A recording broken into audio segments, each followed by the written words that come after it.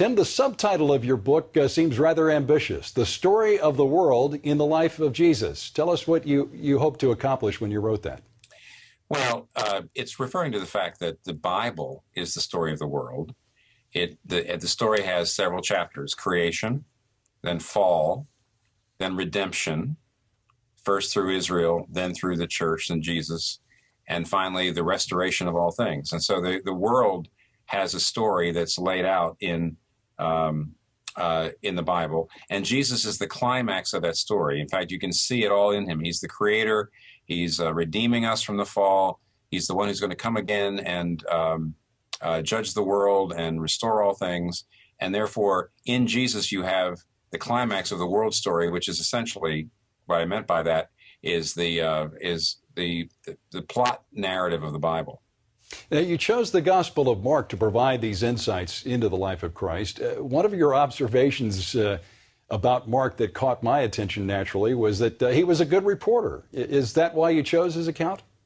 Yes, it's real clear that Mark was not giving us as much of Jesus' teaching. He gives us more of his action, and he gives it to us in a very vivid eyewitness kind of account way. And therefore, when you see Jesus dealing with this person, that person, and that person, you're actually getting Jesus' behavior and seeing more of who he is.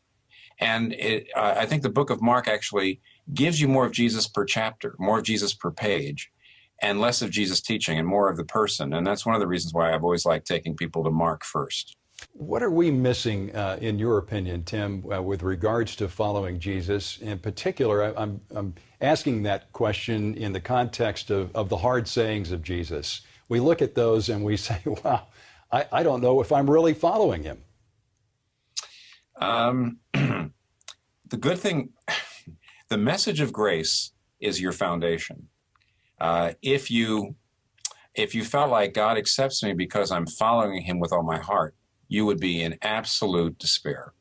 Because you can, just like you said, when it says you should hate your mother and father and follow me, which is his way of saying, I should be more important than family, I should be more important than everything.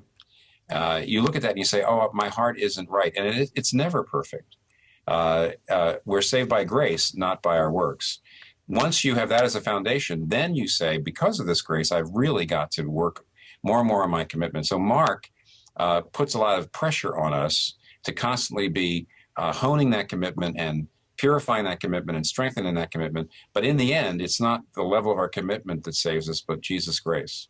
Tim, the death of Jesus, of course, is one of the essential elements of the gospel message, but why does he have to die in order to grant forgiveness to his people?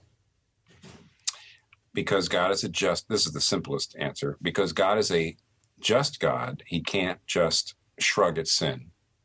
He can't just say, oh, well, boys will be boys. Because God is a loving God, he can't just let us perish under the punishment. So as a both just and loving God, he comes himself, bears the punishment, pays the debt himself. That's why the death of Jesus is not just an example of God's love. It's an accomplishment of our salvation, and it had to happen if we're going to be saved. You've made it your life, Tim, to study Jesus, to preach his gospel, and to inspire folks to follow him.